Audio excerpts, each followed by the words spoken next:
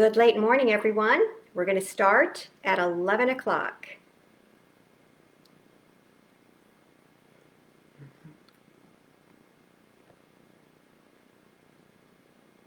That would be Central Time. We're going to start at 12 noon Eastern Time.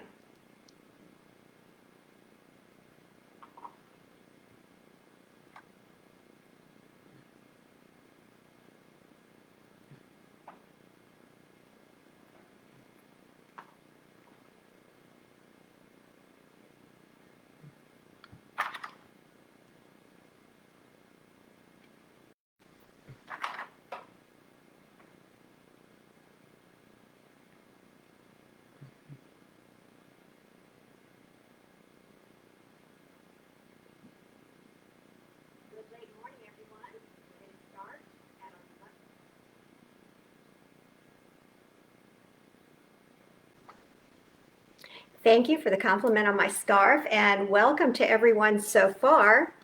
We will get started at 12 noon. I see that we have a little over 5 minutes. Thanks for joining me today and taking time from your busy Friday, and then also pre-weekend time. I know a lot of people sometimes knock off early on Fridays, so if you want to tell me where you're from, that would actually be very helpful, and maybe what kind of dietitian work you do. I'd appreciate that.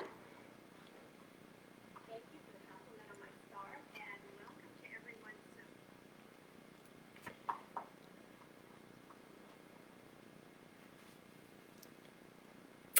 Hi to Z and to Monica. Let me know where you're from and what kind of career you're currently involved in. And whether or not you actually do TV, that would be helpful too.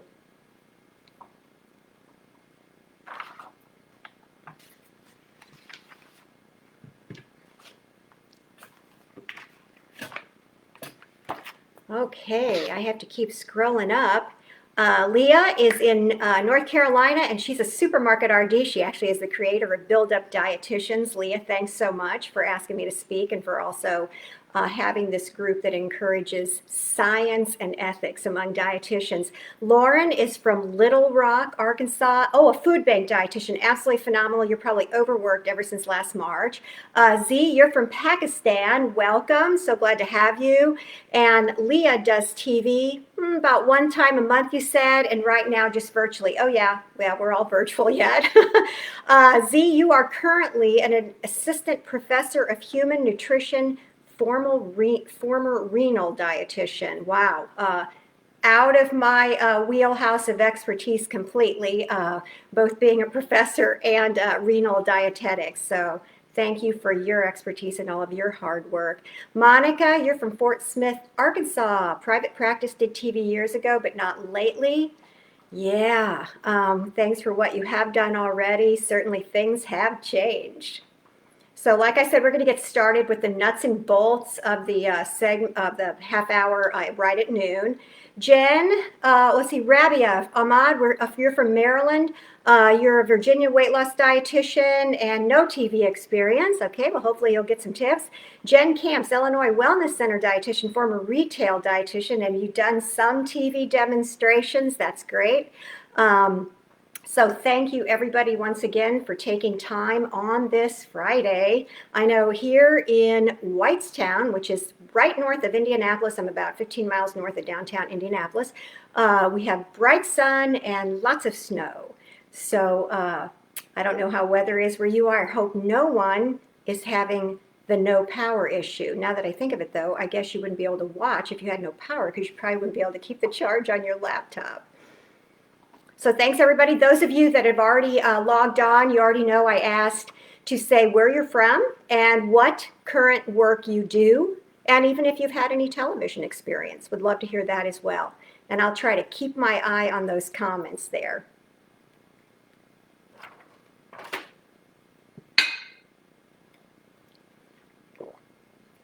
I am Kim Galeaz. We'll start at about 12 noon. Let me know who you are, where you're from, what kind of work you do, whether or not you've had dietitian experience as a television dietitian. Z says, here it's sunny with winter winding up. Oh my gosh, you are the lucky one if winter's winding up, because I fear we have all the way till April the 1st. The last 2 years here in the Indianapolis area, we had snow on March the 31st. And I think we're going to have it again this year, so a late spring. No TV experience for you, so hopefully you'll get some tips and be able to work your way into getting some good nutrition messages out to the public. And Rick May is from Provincetown. Hey, Rick. Rick's one of my friends, so thanks for tuning in. Perhaps Rick or Leah can tell me how my sound is, if I need to turn my volume up, or if we're capturing me well and everything's good to go. Let me know about that. Can't do anything about the makeup of the hair. Probably can't do anything about the lighting.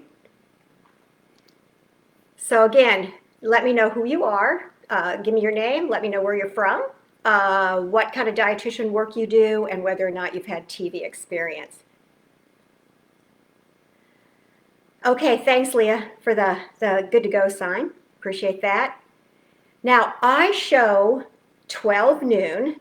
So, okay, thanks, Z. I appreciate that as well. You know, these things are always iffy, and they're actually a little bit different than a live TV interview, because at least the producers are in your ear telling you how things are. So, apologize that I had to ask, but want to make sure that you get the good information that you need to help yourself if you're going to do television. All right, let me reintroduce myself. I am Kim Galeaz. I'm a registered dietitian. I currently reside in Whitestown, Indiana, which is about 15 miles northwest of Indianapolis. And I have had my own business since 1988, Galeaz Food and Nutrition Communications. And my segue into TV is that I was actually an Academy spokesperson. They were called ADA Media spokespeople back then. Now it's called the Academy of Nutrition and Dietetics spokespeople, I believe, or are they called ambassadors? I know that right now they have a couple of openings for areas of expertise. In the past, in the mid-90s, when I was a spokesperson for the Academy, it was all based on media markets, so I was for the Indianapolis area. But once I started doing all of that media work, I realized I really thoroughly enjoyed it, and I wanted to do paid media work as well. So with my own business, I am responsible for finding my own sponsors for all of my TV segments, or I'm oftentimes approached by brands or by PR agencies to do TV segments for them. Currently do anywhere between 2 and 4 television segments a month. I am exclusive with Fox 59 Morning News here in the Indianapolis area. And that, although I've been doing media with them for basically about 10 and a half years, a lot for them. Once we'd been on a couple of years, and when I say me, I mean myself and other experts, we basically were asked, could you be exclusive with the station? So I became exclusive with Fox 59 Morning News probably about 5.5 years ago.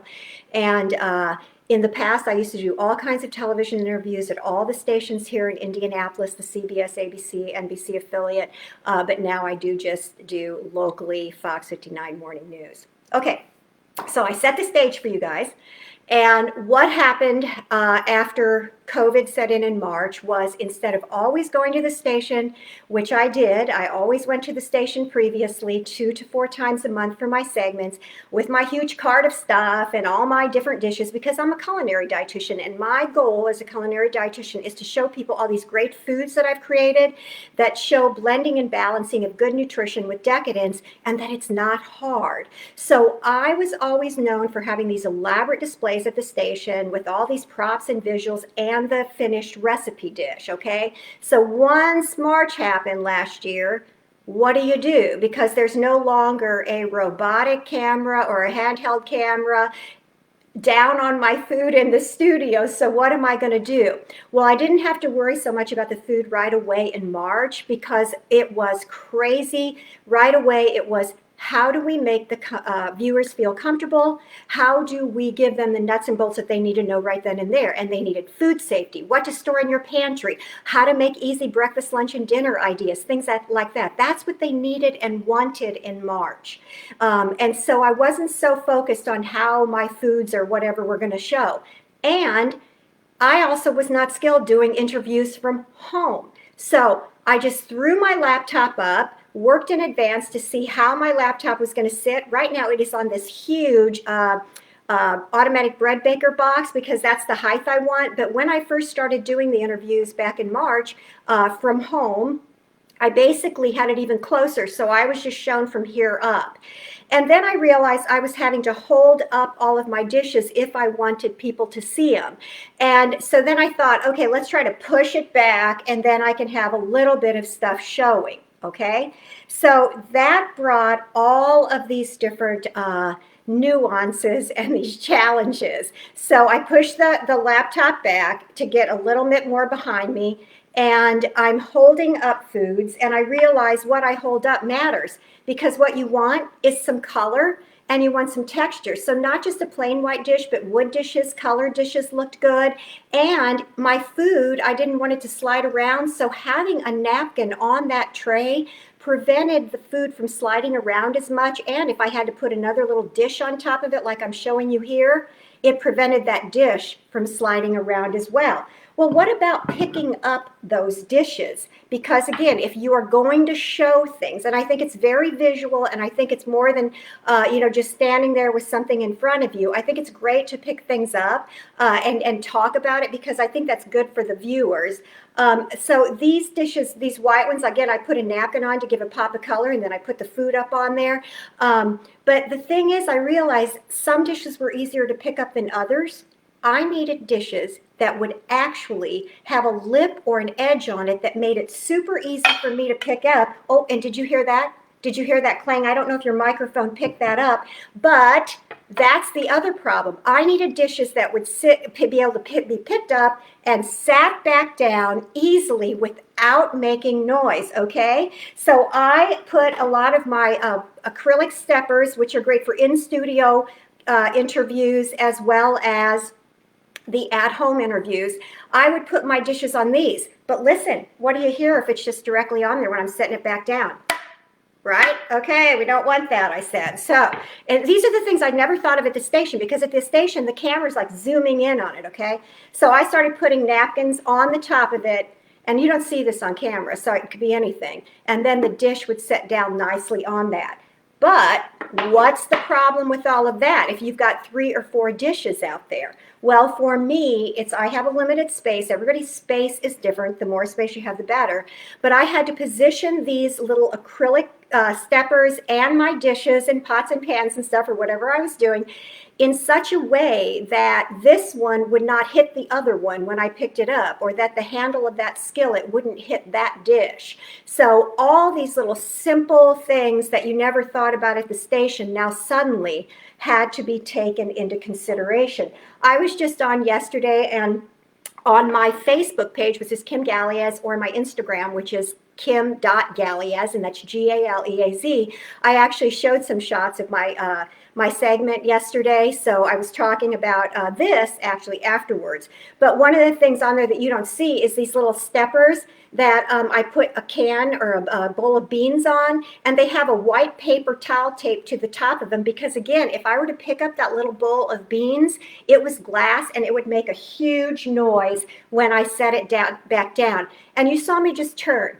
I actually have an extra big area of like a drop leaf card over there, and that is what I use during my segments as well too. And I don't have a problem turning like that a little bit and showing something from that card. I try not to get out of the camera view if I'm going to do that. Now, that said, that brings a whole nother set of circumstances in. Back in March and April last year, I thought, when the computer was closer to me. I said, I'm going to push it back, but I also want to know if I should do some movement. So I tried a segment in April, and I asked my producer about this, if I could do it first. I said, would you mind if I actually went to the oven and pulled something out? Would you mind if I actually went to the stovetop and pulled something out? So as you can see, I spent an inordinate amount of time figuring out which way I was going to turn to go to the oven and pick something out of the oven, because then I picked it out. It was on a cookie sheet, and it was these Cuban empanadas, and they started to slide, which is then when I realized I better put things under my food plates because I don't want the food to slide. It was just kind of discombobulated for me. My producer said that it was great. It looked fine. When I turned and did the skillet, I just went like that and then held up the skillet, and we got this wonderful taco dish.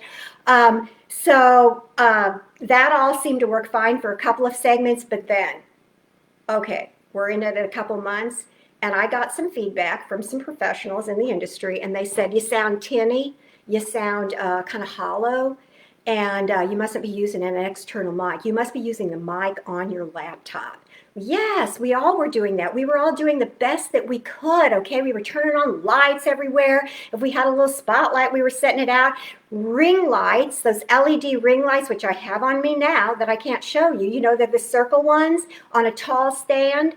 Those were not even to be had because everybody had already snatched them up in March and the first part of April. So I had to wait until May to get mine when they were back in stock. But so to solve the problem with the microphone and not sounding good, and I'm trying to get this so you can see it, I got in touch with several of my video production expert people, and they said, you need one of those external mics like a Yeti mic. And so this is a very expensive mic, and it oftentimes appears in my segments like that, and I've gotten over worrying about it because it's much more important that I focus on the food and not worry about the top of this thing showing. But anyway, so once I got this is super. I sound great on air. But the problem is I can no longer hear the anchors talking back to me because all of the sound goes through the Yeti microphone, and you don't want feedback or reverberation. So I have to hook up an earbud to this, to my ear. So everything is like intertwined, and they don't get the feedback. So I'm attached to an earbud. We got the longest earbud cord we could get, about 6 feet, and I did it because I thought, okay, I can still go over here to the kitchen stove and get stuff out. But I'll tell you what, it won't stay in my ear, and so I've gotten over that anxiety, and I say, just stay here, just hold your food up, and I'll do the best that I can as well. So that Yeti microphone, while it was a great option, it presented its own set of problems. Now, right now, I am on my laptop that is also on an Ethernet cord. So I could go Wi-Fi if I wanted, but you never should do that if you're going to do a television interview. Always, always put the Ethernet cord in so you are connected in case the signal is weak, and you don't want to have any problems with that. So I'm always on an Ethernet cord all the time now. The other thing, blue tape. It's now my new best friend because the Ethernet cord runs quite a ways, and my husband Jeff and I, we trip over it if we don't have it taped down. So arm yourself with some of this blue tape. And it's amazing how these things would have never entered into my vernacular with my television segments in the past, but now all of a sudden they're just part and parcel of it. So I know that earlier Leslie came on. Thanks, Leslie. She's from Pittsburgh. She's actually the Kansas City chief dietitian. Thanks for tuning in. So proud of you with all you do for the football players. And Neva Cochran, she says, excited to see you. Thanks. We were spokespeople together. That's correct. You're from down in Texas. And Neva, you must tell us if you're safe and you have heat. So somebody asked, do I use the special lights? So I mentioned the LED light. And yes, that's straight across from me. You want your face to be in the center of it. You don't want the ring to be up here. You want the ring to be there, but it's at least 6 feet away from me, and your face is centered, okay? That provides great lighting, but maybe not enough. So I know that you cannot see these, but I have, you see pictures of them on my Instagram, Kim.Galeaz. To the right and the left, Jeff and I have set up these huge umbrella lights, the white umbrella lights. And they also offer some additional lighting. I also have a variety of my lights, my overhead can lights, other lights to the left and the right on in front of me in the living room.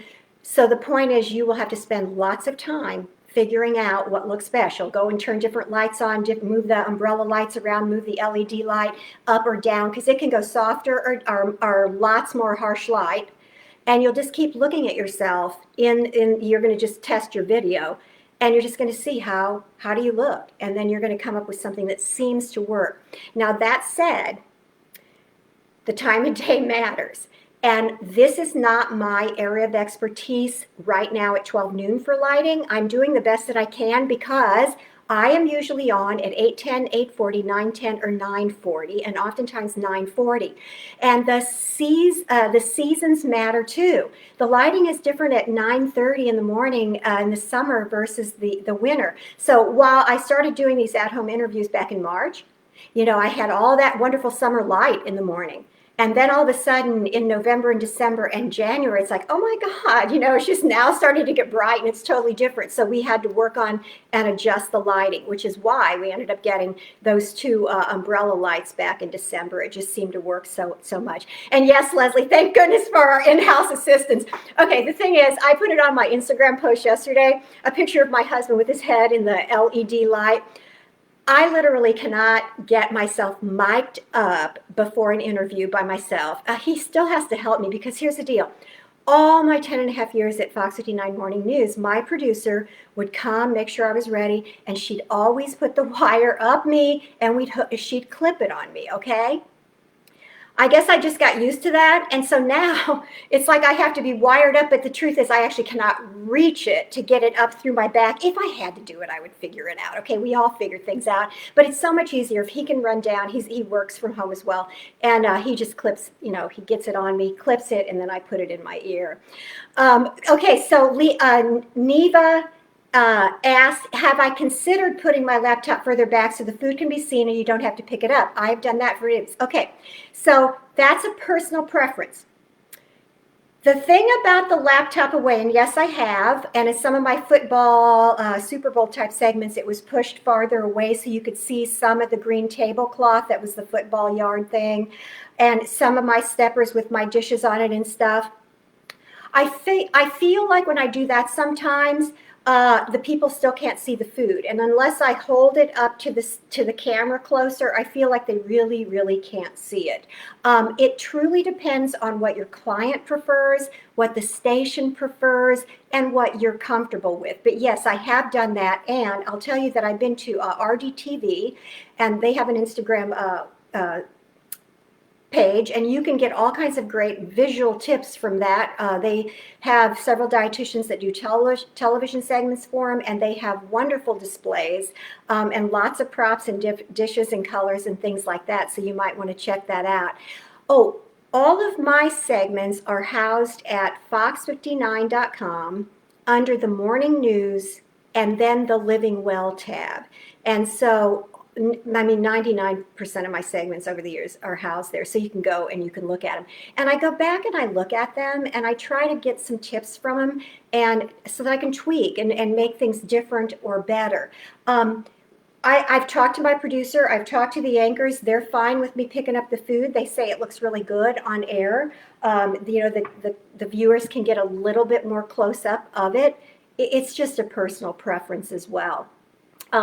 The problem with not picking things up, I'm a very hands-on, as you can see, talky person, and I don't do particularly well not moving and picking things up and being active. Even when I was in studio with the anchor right next to me, we would be pointing to stuff and we'd be leaning and we'd be saying, look at this package, or yeah, this one right here. And oftentimes I would pick stuff up. And I don't have it out today, but yesterday I had my colander with an empty can in it, and I talked about how you just rinse and drain the canned beans so that you can actually get rid of a lot of the sodium. I would have done that in studio as well, not just here. So, it's a personal thing, but a lot of clients want to see the food, and I've actually had several clients ask, please hold it up to the camera so that we can see it, okay? So please keep your questions coming. Be glad to answer anything that you want to know about. Build Up Dietitian said, great point about how lighting can change depending on natural light, outdoors, seasons, and so on. One thing I do is take photos of myself to check before going live. Okay. Yes, much time is exerted in advance. And yes, I test it. I have to do my segments for Fox 59 via Skype. That's what they told me to do from day one, and it's not changed. So I'm on Skype in their video setting, constantly just looking at myself and changing the way things look. And then I set my display up the night before, minus the actual real food. And I take a look at it, and then I know how everything's going to look the next morning. And Neva said, I was thinking of RDTV. One of my friends, Amy Goodson, does that, and she's the one I was thinking of. Absolutely, and she has fabulous displays and great props. And I noticed on some of her props, she does things like I do when I'm in the studio. I would have little toy cows and pigs, because I do a lot of agriculture type interviews for my ag clients, like pork and beef and dairy and soybean and stuff. I would have these little animals out. I would have red hearts for my Valentine's and Heart Health Month segments. Any utensils that I could hold up in the studio, I still do that as well. Leah asked, are there clients that have decided not to work with, and what that you have decided to not work with, and why? Absolutely. I have oftentimes chosen not to work with different clients over the years because my philosophy and my ethics is critical to me. And so if I don't agree with the way a product has marketed themselves, I will not want to do it. Also, I think it's important to decide, if you're going to do television, how do you feel about things? What's your own personal thought and philosophy on a variety of different food and nutrition issues, i.e., I am pro-GMO. So what does that mean? Oftentimes, if a person wants me to say, mention it's non-GMO, well, I'm so sorry, I respectfully decline working for that product because I am pro-GMO. The other thing is, I'm not a fan of organic, so I, most of the time, 90% of the time, shy away from anything organic because I'm a very conventional and traditional person with all of my food choices, and try to convey to my viewers that standard, traditional, normal foods that we've all eaten for years are perfectly fine and okay, and you can have a healthy body with those. So I oftentimes shy away from those types of clients as well. Leslie just said, half of my basement is prop stuff. Okay, Leslie, you and me both, except I don't have a basement, but here's the deal. Part of my kitchen, part of my pantries, and then outside in the garage, when my husband Jeff and I built this house 4 years ago, we decided to turn part of the 3-foot extension we added to the house into just metro shelves so we could put all of my props up there. And then we got one of those enclosed, like 9-foot gladiator units that has 2 big doors and all these shelves, and I have all my props and stuff in there. And yeah, it's amazing how much stuff you have to have. Oh, and then over there where you see those 2 pantry doors, those are my 2 pantries. I have a normal pantry that's huge, and then a special little tiny pantry that's nothing but dry cereal. My husband Jeff is a big dry cereal fan. I am too. And then in that maple colored thing, that's my buffet. I keep like hundreds of napkins in all different shades and colors, and then my placemats and things like that. All of my tablecloths and table coverings are housed upstairs in an extra room on a hanging rack. And that brings up a good tip if you're getting started and you don't want to spend a lot of money on napkins and tablecloths. You can go to a fabric store like Joann Fabric Store and buy those little quilting squares. They come in little packets all squared up, and they have some great ones. And I just keep using these over and over again, but you'll have to, they fray when you wash them, so you just have to keep cutting them with your pinking shears. And you can just buy material however long you need for your display unit, either in studio or at home. And it's sometimes cheaper than buying an expensive tablecloth. You can just keep washing them and cutting them off the edges. Okay, thanks for the Stand for Science on Egg and Marketing. You're welcome. I've always been that way, and I won't sway from my ethics or my values, which brings up another point about doing television. If you're going to start doing television, I have never once gone off the mark with my ethical stand and my philosophy on things. And so imagine working with the same producer for over 10 years. I no longer work with her. She left, moved to another city, so I'm with someone else, but I'm the same way with her. Basically, it's like when I'm asked to do something, could you talk about all the new, things that will happen if you do vinegar? Can you talk about this new supplement, blah, blah, blah. You search it, you get the exact science if you don't know it off the top of your head and how to phrase it, and you kindly tell them, this is the situation. As a dietitian, I can't do that. I'm not going to sway from that. How about we do this? How about we do misinformation about all those supplements and those vinegars and those things like that? And oftentimes they're like, okay, you can do that. That's fine. So, excuse me, Rabia says you can also sew the fabric edges so they last. Okay, that is industrious. If you're going to sew the fabric edges, and my friend Rick would actually sew the fabric edges.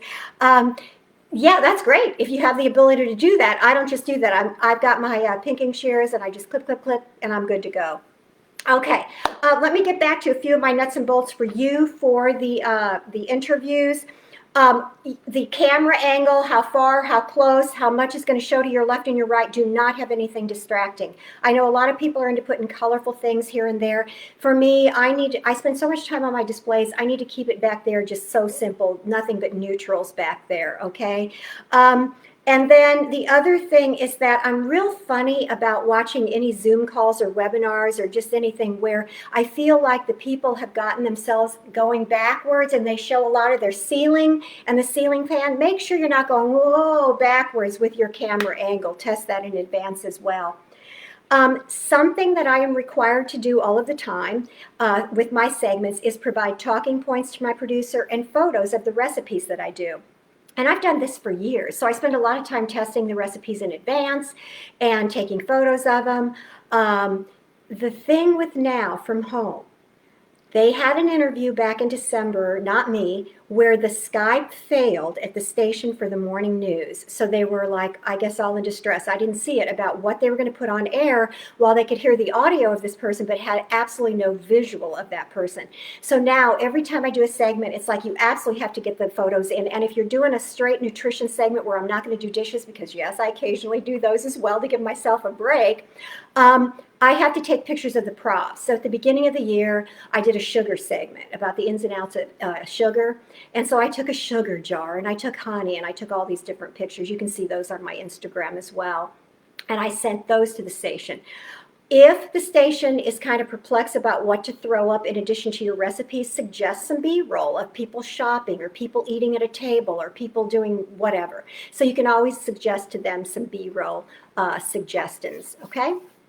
All right, so that's if the video fails, but the audio can come through. All right, one big thing that I need to get in that was critical for me as I continued to check and watch my segments after the fact since last March. I never realized how much of the bottom of the screen was taken up with that chyron. So imagine right now, you can see my stovetop knobs. Imagine that whole area being cut off across, well, almost my breast, okay, with the chyron that's constantly flipping the breaking news or the weather forecast or the school closings or the school delays, or just Kim Galeaz, registered dietitian, Fox 59, living well, Heart Health Month. That covered up so much. I realized that when I actually brought some of my foods up, and I've been experimenting with different boxes and heights of stuff to my left and my right, because I want to have something there permanently. I realized at first it was all cut off because the chyron was cutting it off. So now I have to allow extra space for the chyron to not. So I had to raise it even more. And if you go and look at my segment yesterday, you'll see how I've raised a lot of stuff to the left and the right. Chalkboards. Things like this became my new best friends as well, because I would put something on the chalkboard, whether it was a piece of paper that I taped, or I would write on that chalkboard, and I would set this to my left or my right so that it was constantly in the screen view for the viewers on Fox 59. I oftentimes have held up my little visual that's my favorite, okay, the 5 nutrient-rich food groups when I'm trying to teach people about those nutrient-rich food groups. So I never thought I'd do that. But what about my notes? I mean, I have notes everywhere. I've got them hanging. I've got them on little chalkboards. I've got little tiny chalkboards that I used to put the name of my recipes on when I was at the station doing my in-studio interviews. Now these have notes for myself. So like from yesterday, I had to say I was partnering with Bush Brothers on behalf of the canned beans. So this was my little ticker reminder on those little chalkboards right there. Clothing. Not busy. You don't want anything super busy. You want to not have anybody be distracted. You want them to focus on you. Not on, and you want them to focus on your message, not on what does she have on? What is that necklace? It can be a necklace, but subdued. So the other thing I realized when I was holding food up, that oftentimes it would clash with my outfit, so I started making sure that the food or whatever cans or packages I held up, because Kroger's one of my clients and I oftentimes have to hold up their foods, I made sure it contrasted and looked really nice with that as well, because the client is the number one focus as well as the station. And then I'm often asked, is it less work doing them at home as opposed to going in station?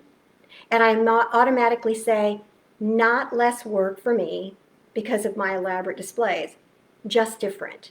Just different. I don't have to lug stuff to a station now, but I completely have to transform my kitchen and my dining room into this work area for the entire day and a half prior to, and then I have a lot of cleanup afterwards. So food waste is an issue. When I would go to the station, the crew could eat all my foods up. Here, Jeff and I have to eat it up. So I have a freezer. A lot of it goes in the freezer. Thanks for more questions. Keep them coming in. Glad to answer them in the next couple of minutes. These are some great tips. Do you ever send potential questions to the TV anchors in advance of your segments? Well, since I've been on with the same anchors for years now, no, I don't do questions, but I have talking points. And what that is, it's an outline of what I need to cover. They actually get that from my producer. I don't send it to them. The producer gives it to them. And so they know what to expect. I've actually never asked if you would like me to send you questions because it's just the working relationship that we've had. And I do know you can't be too controlling with stuff like that. It's different if you're doing one-off media interviews with different places. The other thing is satellite media tours, SMTs. I used to do those several years ago a lot. And that, yes, you send the anchors of those stations the questions and they know sort of what to ask. And if you don't know what a satellite media tour is, it's the most grueling experience but rewarding experience. You're usually on at least 4 to 6 hours and you do like 25 to 35 stations across the United States, one right after the other. You don't see the person and you just deliver your messages for the client. So that's all about the TV. Just real quick in a nutshell, because I know we're almost at the ending time. Thanks to those of you that have hung in there. More questions, give them to me. I'll be glad to answer them. My career path is this. I got my dietetic internship at the University of Virginia Medical Center in Charlottesville, Virginia, and immediately started working in food service management because it was my dream to be this wonderful food service manager. I then worked at a hospital in Norfolk, Virginia as a food service manager. Then I came to Indianapolis and took a different job as a food service manager at Methodist Hospital here in Indianapolis. So that was about 3 to 3.5 years, 4 years of my career. And then I got the bug and decided I want to do something different. And I joined Cisco Food Services as a healthcare marketing specialist. So I was with them almost 6 years and got fabulous marketing and sales experience. And I would go out with the sales guys and gals and go call on their accounts, but I was responsible for a lot of cooking demonstrations, in-service trainings with the nursing homes and hospitals, writing newsletters, and all the stuff that I love and enjoy right now. From that, I said, I want to do my own business. I want to do corporate wellness. I want to do supermarket tours. I want to do tons of public speaking, and I started my own business in '88. I enrolled in a university here in Indianapolis as a non-credit student and took TV production and radio production and script writing. It was absolutely fabulous. I was the old person in the class, but it was a great experience, so you can always get additional experience in speaking and in television if you ever want to. Okay? Any questions? Any other comments you would like to share? You need to find out what works for you when it comes to television, what works for you and the station that you're working with and the client, and be comfortable and confident in what you're doing. There's 10 different ways to do it. Obviously, lighting and sound is very critical no matter what, and the video as well. But there's different ways you can do it and execute it and still make the client happy and the station happy as well. So, Leah, how are we doing? Do we have any additional questions? I want to throw out a resource for you all. The Communicating Nutrition book by Barb Mayfield, a fellow dietitian here in Indiana. She wrote it. It's offered through A&D, and it's the authoritative guide on communicating nutrition. She has fabulous chapters in there, including television and all kinds of different communicating venues and how to be an authoritative expert on it. So holler anytime. I'm at Kim Galeaz on Facebook, at Kim Food Talk on Twitter, and kim.galeaz on Instagram. So Genuinely, I'm thrilled that you all joined me today and that you had great questions. Good luck to you. Holler anytime. You can email me, and I'll be glad to help you out. So thanks, everybody.